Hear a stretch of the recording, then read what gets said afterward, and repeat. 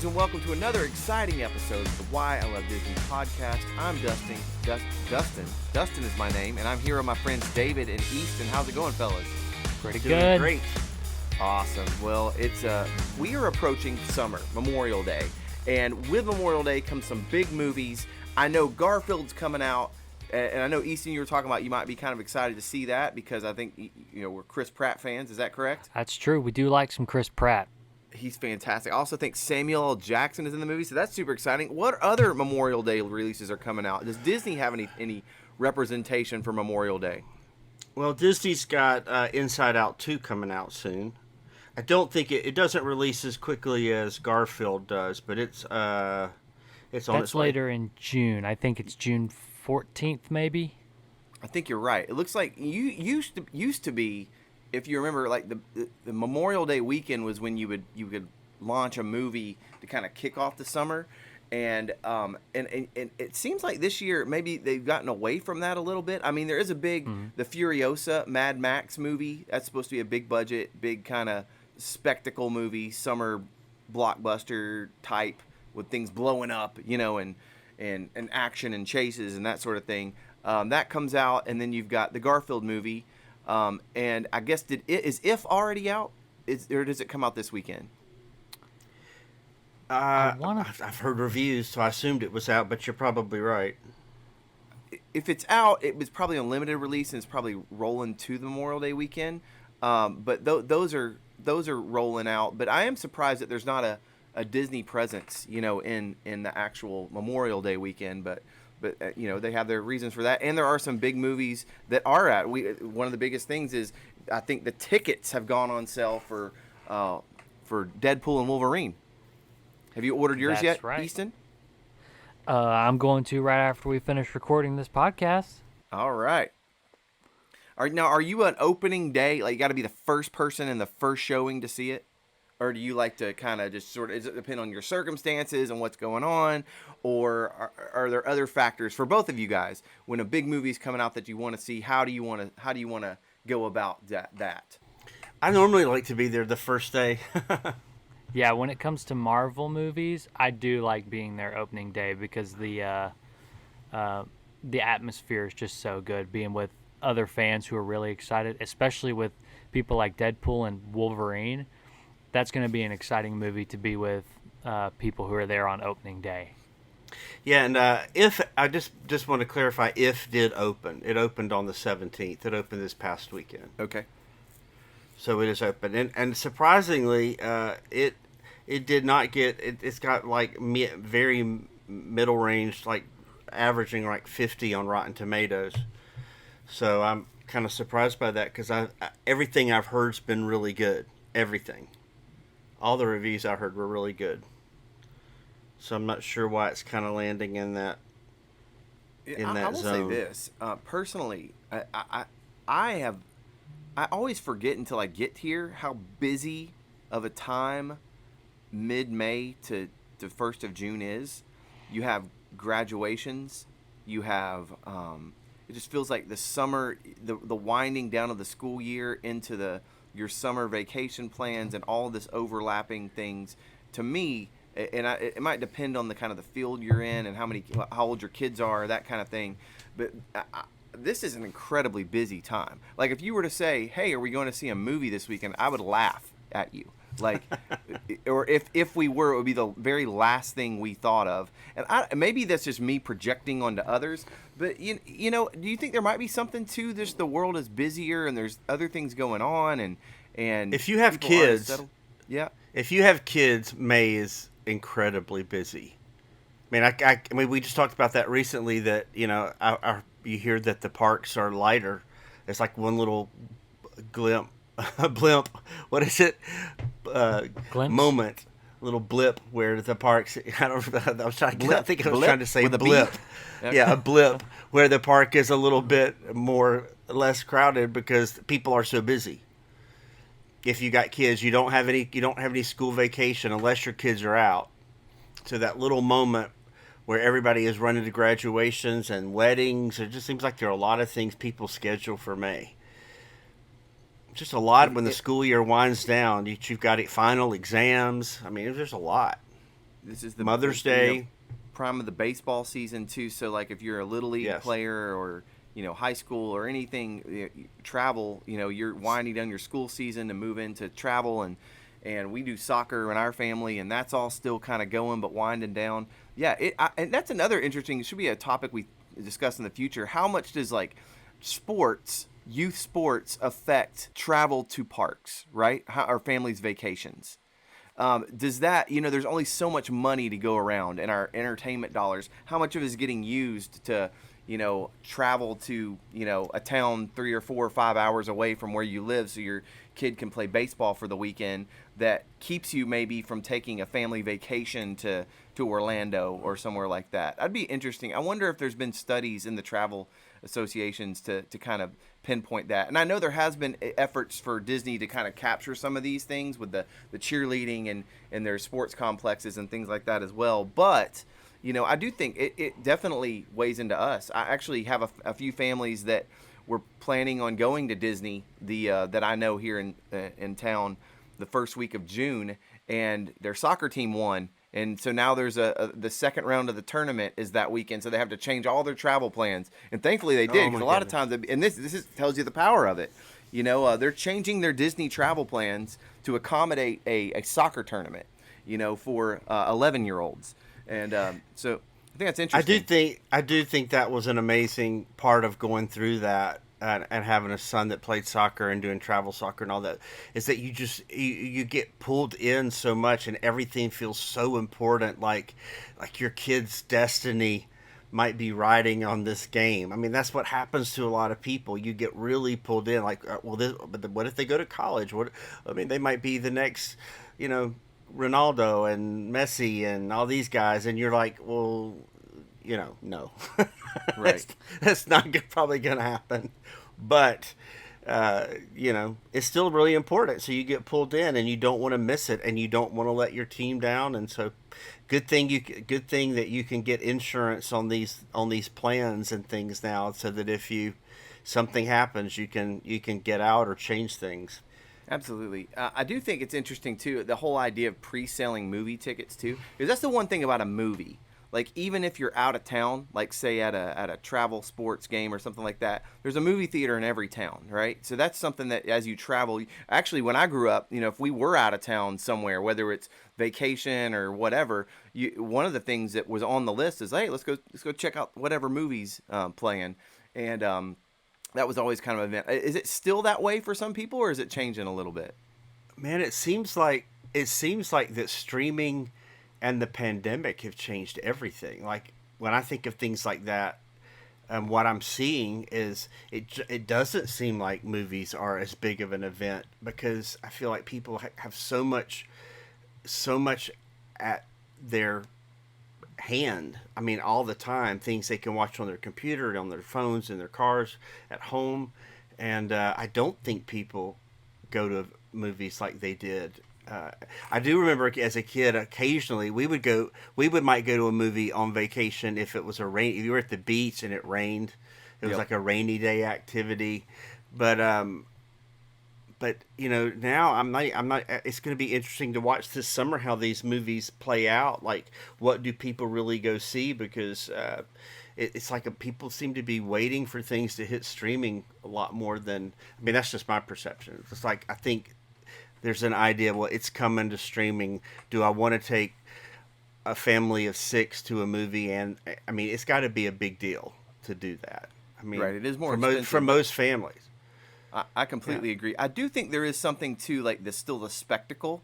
If you have to really sell the spectacle, Top Gun Maverick did that. That was one where all right, we got to go see this at the theater. Right. There are occasionally movies like that. I actually think Deadpool and Wolverine could be, hopefully, if things work well, and it could be another one of those event movies where you just want to, like Easton, you were talking about. There is something about if you go opening day to a franchise and you're there with other real fans of the movie, there's a different sort of energy involved in that.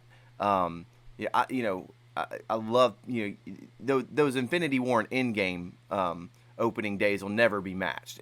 Again, maybe the Star Wars saga, each of those like theater movies. That if you went opening day on any of the Star Wars releases, even the most recent ones, you were there with other Star Wars fans, and there were moments where people are talking at the screen, or they gasp out loud, or they clap, or they cheer.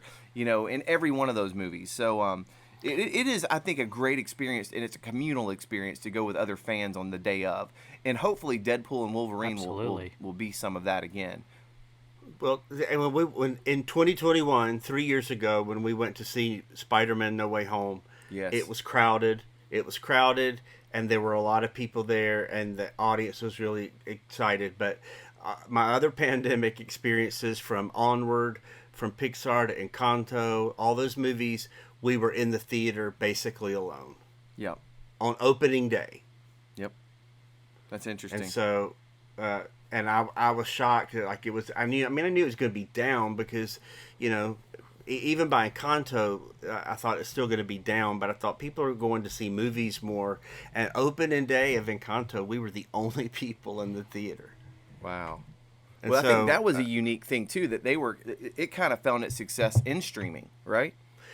well, it did, because we're sitting there thinking, man, this is really good, and this is Lin Manuel. Why is no one here? Do people not know what this is? Have they already just said we don't go to movies? We don't talk about that anymore, or is it like, we don't go to movies, or we didn't know it was coming out, or what was it? But then there were so many that were coming out on streaming, because they put Turning Red out on streaming and Luca out on streaming, and so many of these that they just went straight to Disney Plus. And I guess people just started thinking, well, this is the new way we do it. It's a lot cheaper to watch the whole family and do it that way.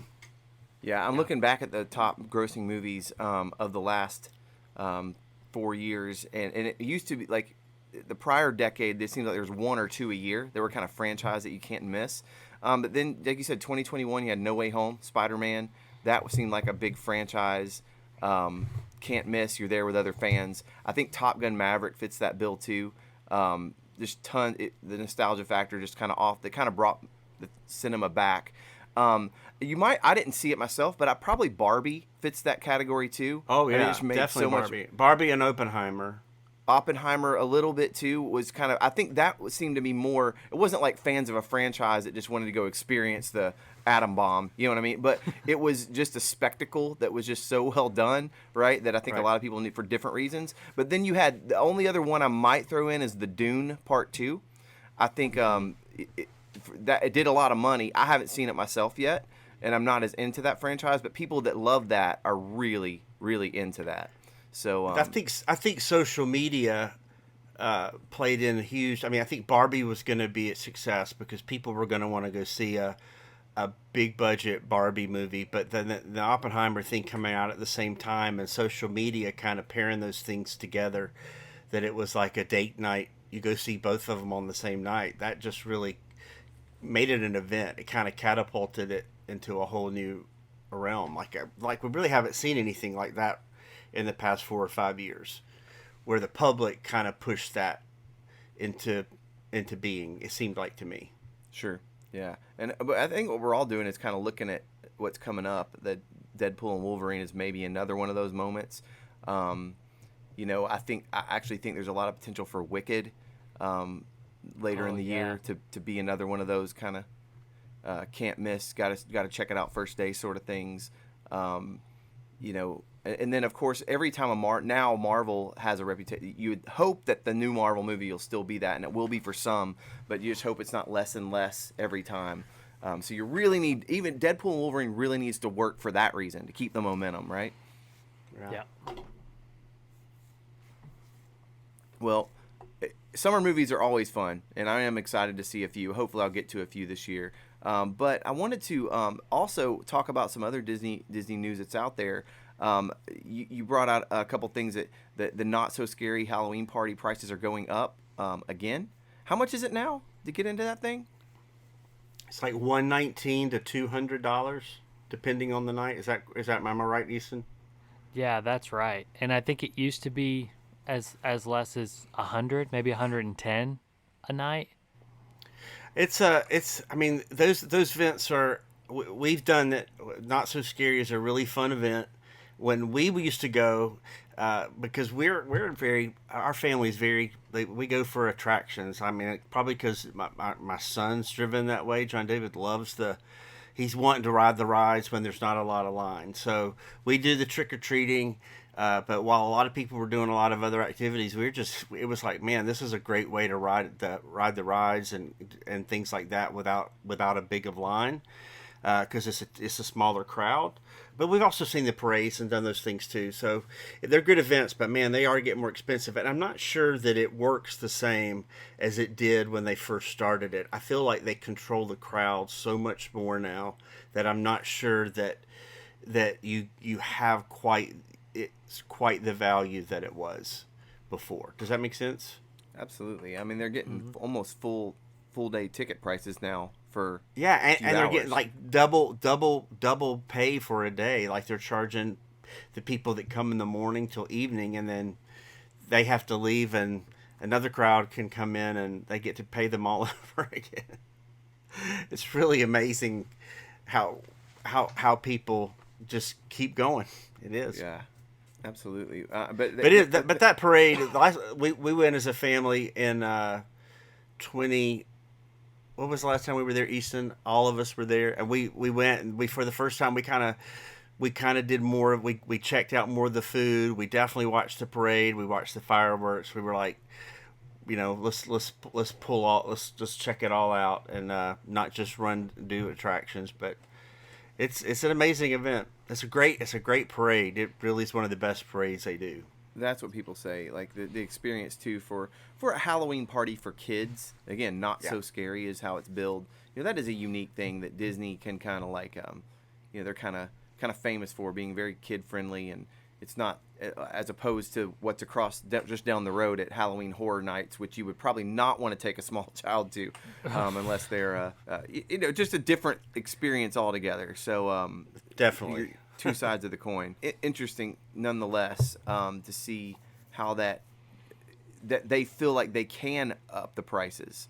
We'll talk a little bit later about. I was at a Travel Industry Association event here in Kentucky, and they were talking about some trends in travel, and I find that very curious that they would be upping prices into headwinds that aren't as promising, which tell them that they must be very confident about the demand for Not So Scary. And if you got a lot of demand for something, you probably need to maximize profit there, where other things might be not as steady and sure and profitable at the moment. So that could have something to do with it too. They're like, let's milk every dime we can out of Not So Scary Halloween Party because we're looking weak here and here. No one's going to know how many people they actually let in but them, and if they think the crowds are going to be less, they could raise the prices more to get more out of it. But it tends to sell out every year. Yeah, I mean, that's what I'm saying. Because they're still selling things in the park too, right? It's not all inclusive. Like you're still merchandise and food and other items that are for sale in the park, and this is all like a revenue generator. I can't imagine they would raise the prices if numbers were going down. Right. So yeah, it's really interesting. It also speaks to the success of that and how amazing that whole idea has been, and the after park, second ticket sort of thing, has been a huge success and a revenue driver for them and Universal alike. They're trying to get other events in, like in Hollywood Studios. That's why they're working to do all these new things to try to, maximize that. It's like, well, if we can have one after hours party, what if we do two after hours parties? Right. Yeah, and absolutely. I'm looking here too. I see on our list that Disney. There's a drone show that they're testing out, and this is going to be featured at Disney Springs. Is that correct? I haven't read about this. That's true. There's been rumors about it for a while. There were people that caught it being tested, and they flew some drones up over Disney Springs. But I think they're really testing the show off site now. But they've done some promo. They've shown some things. They've shown some pictures of different scenes. It's all going to be doing about Disney characters that fly or that dream of flying. And they've shown some clips of some things. It's going to be pretty amazing. That there's a figure of Baymax that's borders like, if you're afraid of large things, it's what's the right word? It's ominous. If Okay. you were afraid of, I mean, it looks. I mean, and we've been to Dollywood. We've seen drone shows there. I mean, it's pretty impressive. Like the massive size of how big that thing is in the sky is pretty amazing. So when you see some of these scenes and how many drones it takes to make something that massive in the sky, it's pretty incredible to watch. What do you think it tells us that they're doing this at Disney Springs? Well, there's a no-fly zone at Disney and Walt Disney World, so I think that they can't do that there. I don't really understand all the laws of that, but I do. I don't think you can just fly your helicopter over Walt Disney World, and so I guess that limits the use of drones there. At least I think that's what I've heard. If I'm wrong, give us a comment. Let us know what we're missing out on here. But I think that's part of it. I too. It goes. I've always enjoyed Disney Springs. I like it when I don't have if I'm driving through Orlando or kind of in the area, but I'm not going to Disney. I very often and have in the past, just stopped in to eat a meal or just hang out for an evening. It's a really cool like retail space. Like you think you used to a long time ago in the '90s there were these things called shopping malls, and you would actually sometimes go even on vacation. Let's go to the mall and check out and see what they got. But now it's just so most shopping malls. I don't know if you guys. It's kind of maybe it's I'm older and I don't enjoy that as much, but it could be that every mall has the exact same stores, right? They all look the same, they almost feel the same. You're kind of done with that experience. That Disney Springs in a way brings back a little bit of that mall feel, in a way that's a little more tasteful. It's a little more Disney. There's new and exciting things to see. There's great food there, and now great entertainment. Again, a thing and I would assume it's not just drawing people that are on vacation from, spending a 10-day vacation on their holiday over the summer break or whatever, that this will draw in Florida residents, locals, people that just want a night out on the town, something to do. A really cool attraction brings people back and they're going to spend money in the restaurants and in the shops and other things too. So I really think it's interesting that they're investing this into the Disney Springs area. Well, I wondered, there are other parks that are getting these, and so for them not to be the leader in this type of show and technology, for Dollywood to have a drone show before Disney, I thought was kind of surprising. Right. So, I mean, whether they're not wanting to put the expense into it, or whether it's, whatever it is, I was surprised that it's taken this long to get this there, but it's coming, so that's going to be fun. I don't know that if you have such limited time, if you're a family and you're driving all the way from St. Louis, Missouri down to the park and you got just a few days, are you going to go out of your way just to go to Disney Springs to watch a drone show? Maybe not. But I think that's not maybe who this is designed for. Again, kind of I think this is we criticize Disney a lot for kind of gating things off and making you pay for more and more things, right? Right. Here's some free entertainment, right? That's gonna prop up a free retail dining entertainment area that's kind of adjacent. And actually, I kind of think it's cool. Like I would go out of my way to go see this, right? I don't have to. It's free. I've got a family of 6, so if we're driving through, we might even hey, let's just delay our drive down. We're going to Inglewood to see Grandpa. Let's just take a little extra Definitely. time, spend the evening. We'll see this awesome new drone show, and go eat at, House of Blues or whatever else is there, and then go to the soccer jersey shop and basically spend enough to could have gone to Disney for a few days. Either way, that's a great enticement, free entertainment. Come here, right? So I think it's actually kind of a cool thing for even Florida residents to have something like that too, to go experience. It's going to be fun to see. I'm looking forward to it.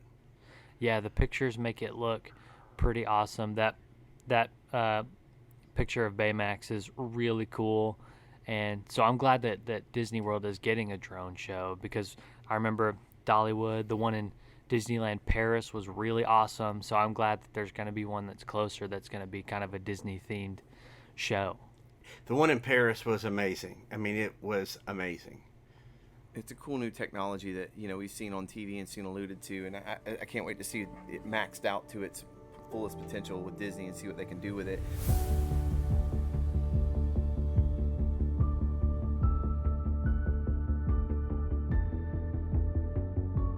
I keep referring to this conference that I attended.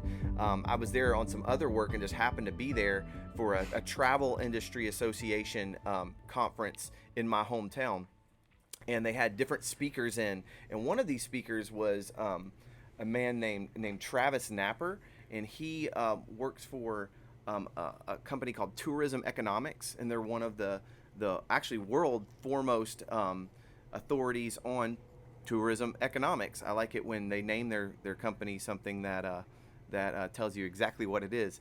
And they're kind of looked at to get the stats. The travel industry looks at them and they wait every year for them to release the stats on the previous year to see trends. And he spoke and showed a lot of interesting information about the American, especially the U.S. consumer and the global consumer, and how there was this. He charted out this incredible rise of kind of this wealth that happened post, during at the very beginning of COVID, 2020, 2021. And he talked about the stimulus checks that went and just pumped so much money into the economy. And for a short period of time, everyone had all this cash.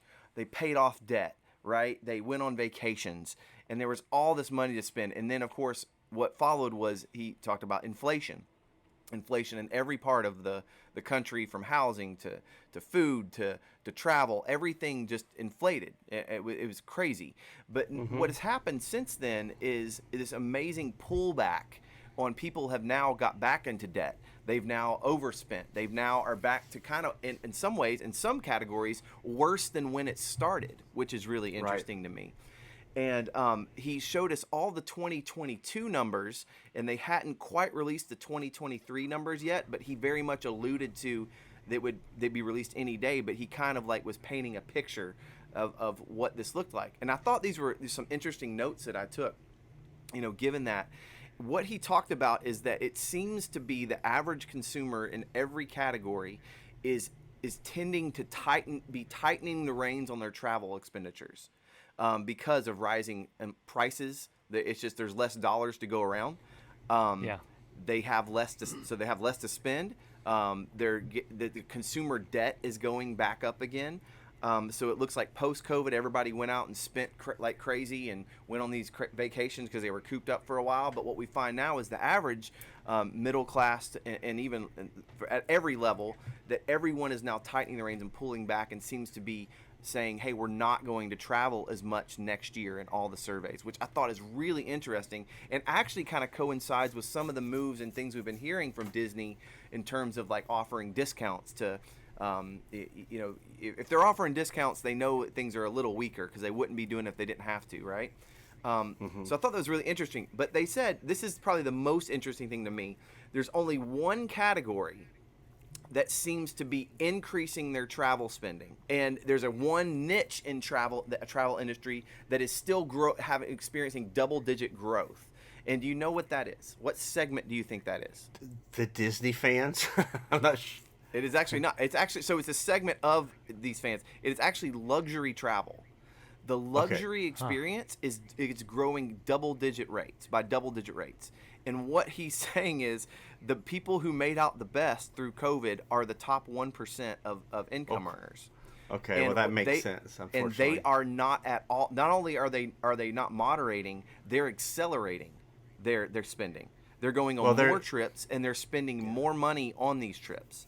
So, yeah, go ahead. Did you have a comment? That's typical. The luxury crowd is typically not necessarily the Disney crowd. Disney wants that they act like they really want the luxury crowd, but what they're really doing is they have a upper middle class crowd, I think, and then they charge like they've got that top 1% coming all the time. But I think those are people that are going to private islands, and they're going to Dubai and Hawaii. I mean, they're going to Europe, aren't they? I mean, don't you Well, think? yes, there's a lot of that. Yeah. Actually, and it's funny. European travel is actually where U.S. travel is pulled back a little bit. For instance, Americans, he said, are traveling outside more, but people around the world are not traveling here as much right now, right? That Right. hasn't completely turned around yet. We're still it's out of balance from what it was pre-COVID. He talked about, which I thought was really interesting too.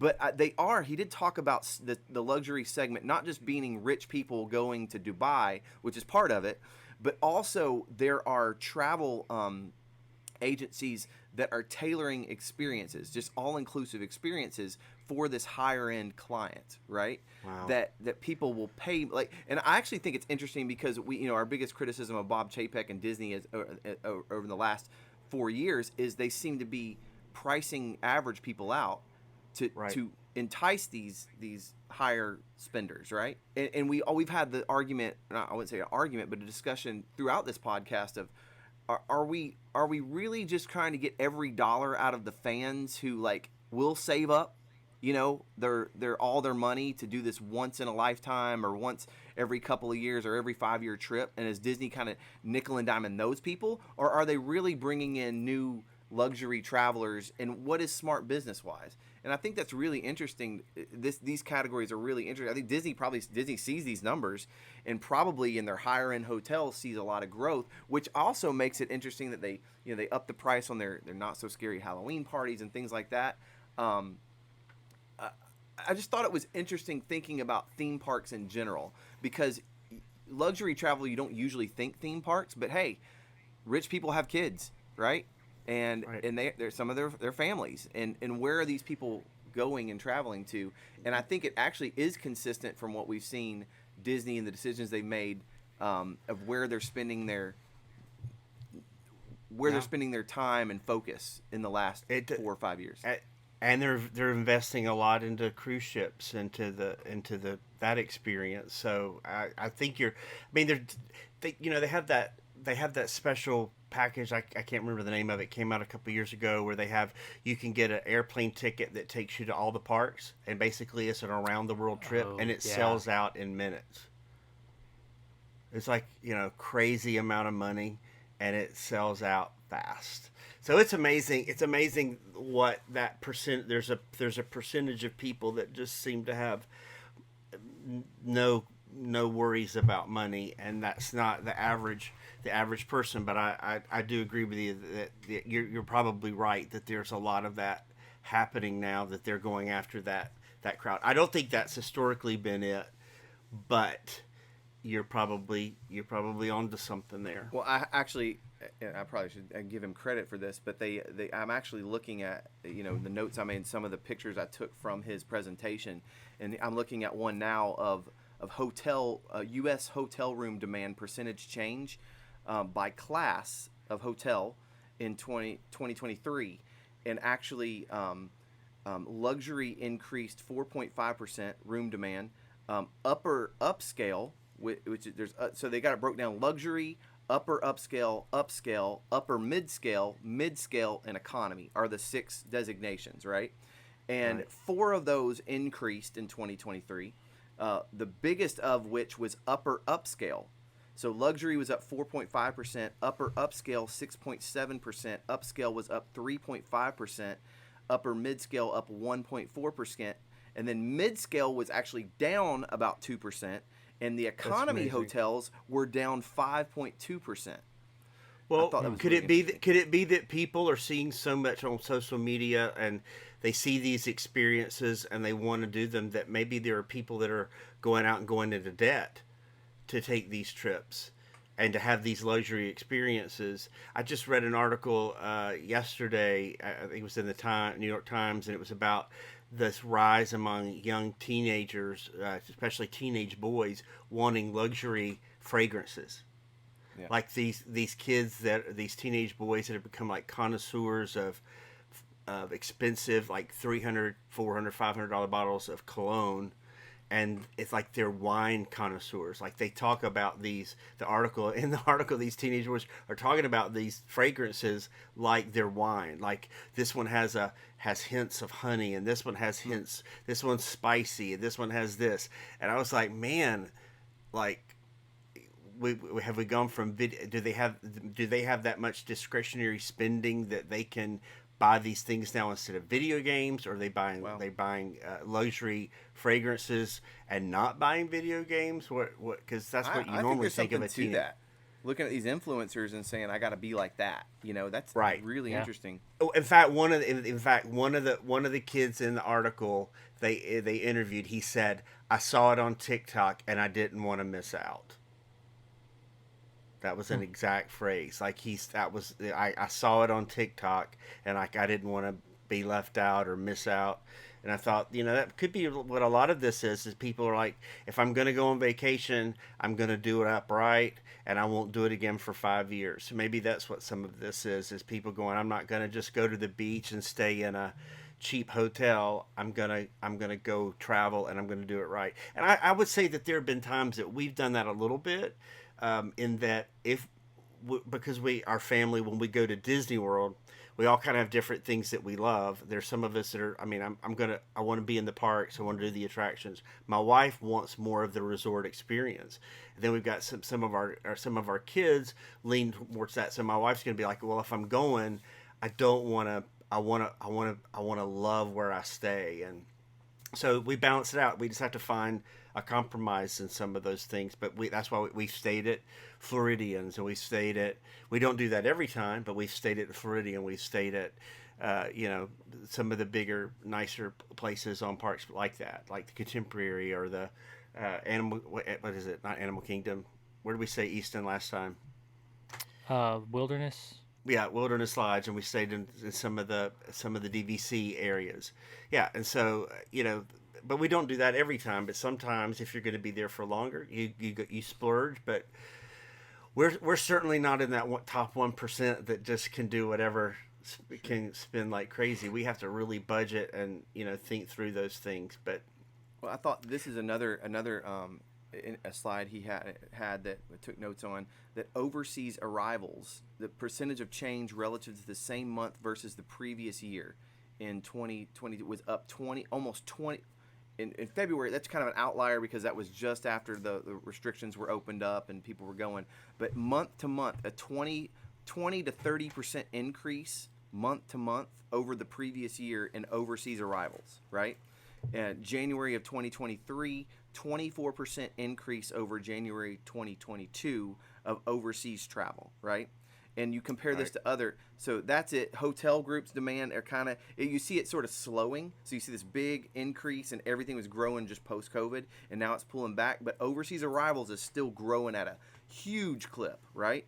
But what's interesting is the one that's been hurt the worst, that's shrunk the most, is national park visits, down 12% year over year in this same period of time, which tells you again the free stuff even is going down.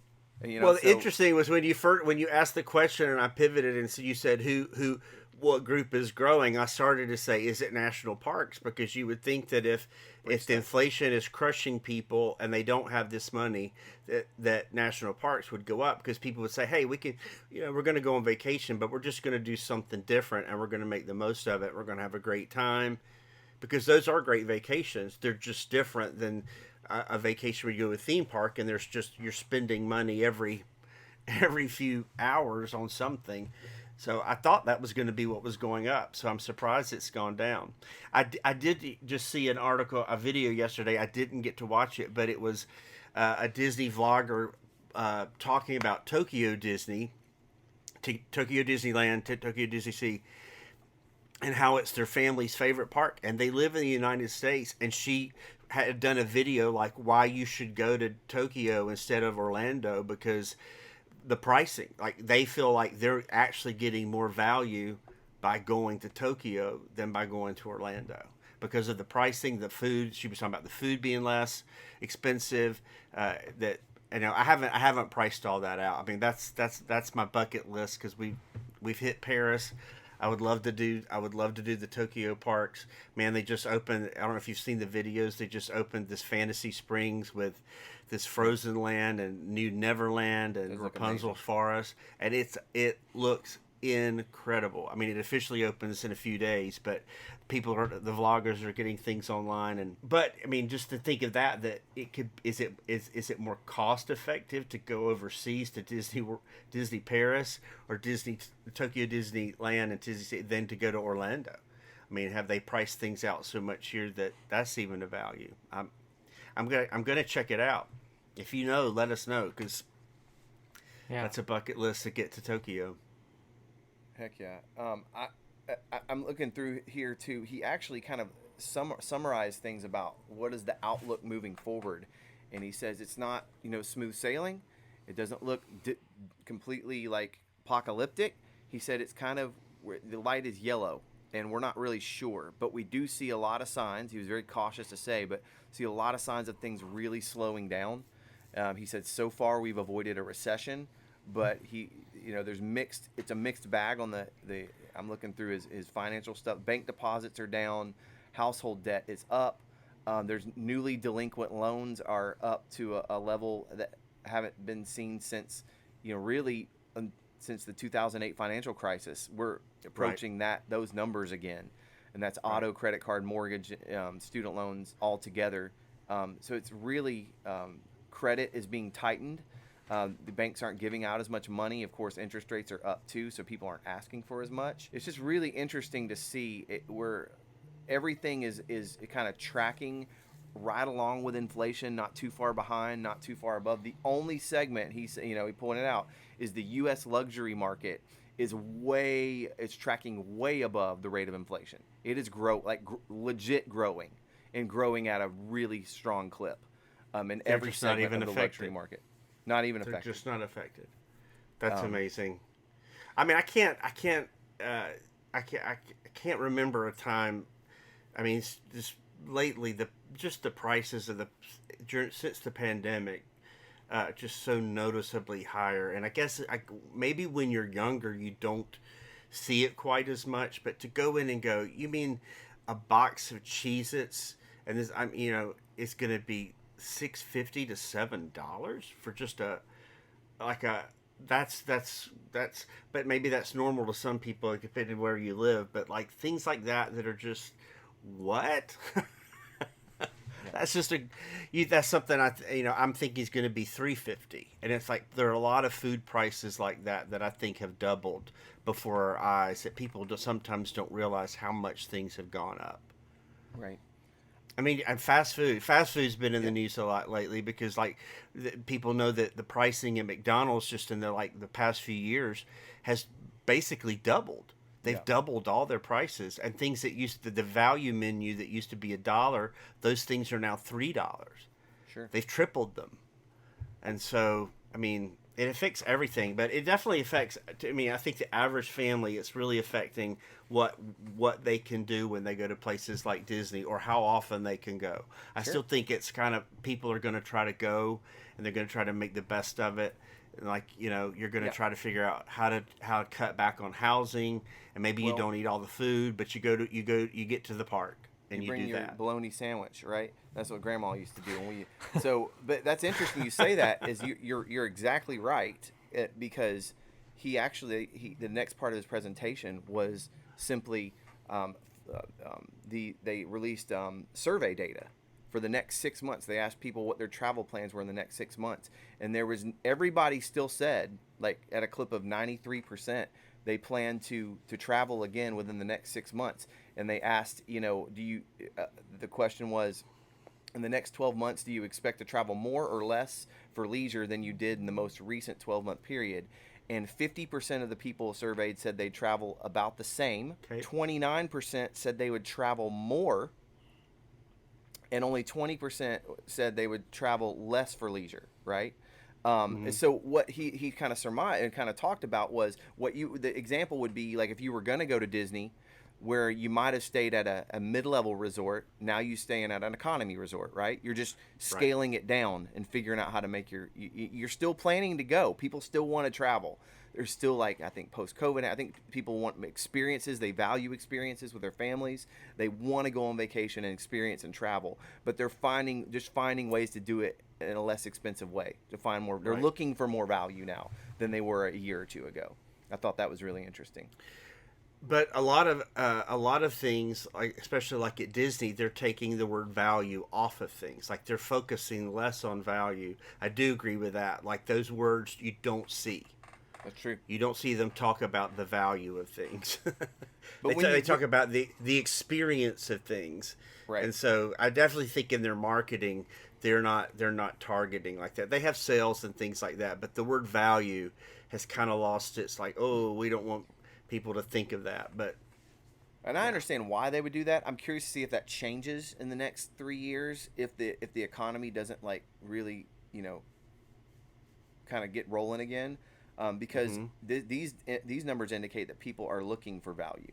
And again, most people are smart enough to know, like, you just don't have as much money, so you stay or you stay off site, or you go, Universal actually has a plan. I think has a plan for this very thing. They have those hotels where they are targeting people going to Orlando that even might go to Disney that want to save money and not stay on hmm site, and hoping they right, get them away for a day or two, to come right, spend money at City Walk or on their property, right? right.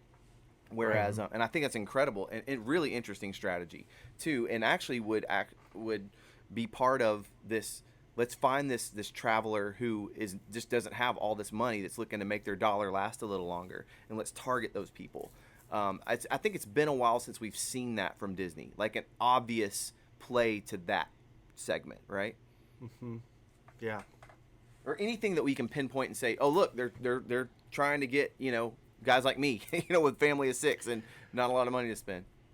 Well, I mean, we've seen a few things with the dining plan, things like that, where they're trying to like, that are enticements. I mean, to get things like that going again. That they're at least budget minded. Like because one of the things about the dining plan, you kind of you're really prepaying for your food. You're deciding up front what your budget is, and you know that when you go you don't have to think about money. But sometimes we've been before when the if you're staying in the hotel, if you go for a more luxury hotel, you get more benefits for food and things like that, and then it comes out feeling like you got a value.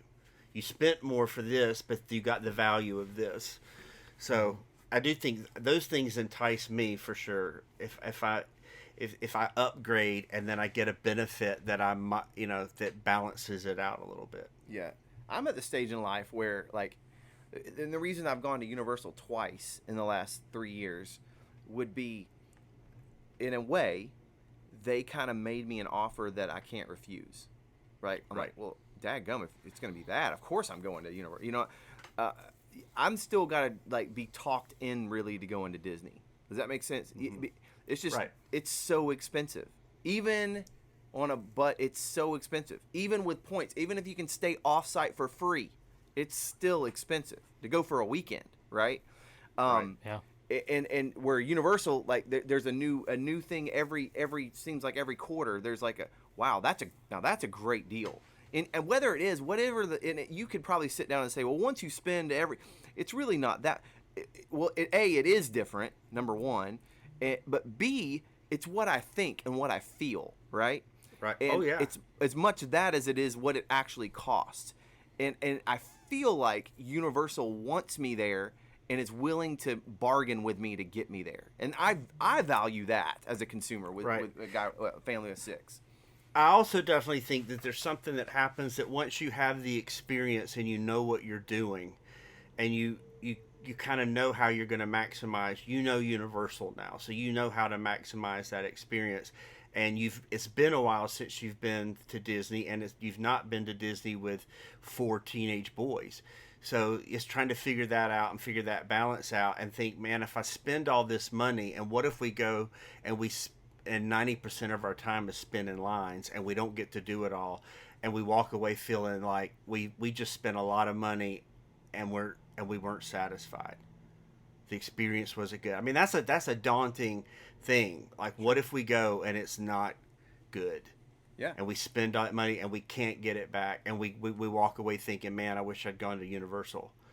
I mean Right. I mean, and I would probably be a little bit more. And I know you've talked about it enough, and I've seen the pricing that I know Universal has so many things that are more affordable. So I wouldn't be quite the same thing, but I definitely felt that, like, when you're deciding, like, am I going to venture out here? Are we going to really do this Disney Paris thing? Are we going to do this? What if we spend all this money and we only see a fraction of it? Are we going to walk away? Unfortunately, it turned out well, but I mean, we had to do a lot of, you had to do a lot of work to be prepared so that when you got there, you maximized every minute. Well, it's really interesting you mentioned your Paris trip because you are in this data here that international travel is like going gangbusters. It Right. seems like more your people are willing to spend more money to go overseas right now, and more Right. people want to go overseas right now at a clip. It's completely, not only has it come back from pre-COVID, pre-pandemic levels, but it's now surpassing travel to Europe, travel to Latin America, travel the only market that hasn't come all the way back and isn't quite there, but is coming back quickly, is Asia. And there's different reasons for that. Some geopolitical stuff, also some just they had stricter COVID restrictions over there, right? So it just taken a while for things to go completely back to normal there. But yeah, it looks like international travel is growing at a huge clip. And actually, I think that's consistent with what Disney and the parks have said. Is all of their parks overseas are doing incredible, right? They're seeing Right. incredible growth. Well, and again, we were there for a graduation of our daughter, who was finishing up school in London, and so it was that, man, we're gonna go to London to support her and to celebrate her accomplishments there. And I mean, it's just a quick ride over to Paris to knock that out for a couple of days, and so we added that on. So, but it was taking 7 people Yeah, yeah, overseas, and but it was a great trip. I mean, it was a sure. great trip. Even my wife, who's not the biggest Disney fan in the world, has said, like, maybe, because I was telling him, like, hey, they're getting ready to do a rehaul of what would used to be Walt Disney Studios Park. They're gonna do a whole new thing, and she was like, when are we going back? She loved it. She Oh, that's she great. really loved the experience. So. But I Well, do think I'm encouraged that more people are saying that there's values in things like Tokyo and Paris, because I do want to see these other parks. absolutely. I just thought the whole thing was really interesting and gave us a snapshot into kind of how people are looking at things, and it seemed a little bit intuitive too. There was nothing really that surprised me once it was shown to me. It seems to be kind of what we've all experienced and could probably anecdotally, you know, attest to as well, even personally. Yeah. So I thought it Yeah. was really Nice. interesting, and it'll be interesting to see how it goes from here. I want to see. I'm following these guys to try to see when they release their this year's numbers, because I'd love to see those too, and just see how things have progressed since these numbers were released. So anyhow, I thought it Awesome. was really interesting. Anything else you guys like to add before we run out of here? No, that's really interesting. I'm glad you shared that.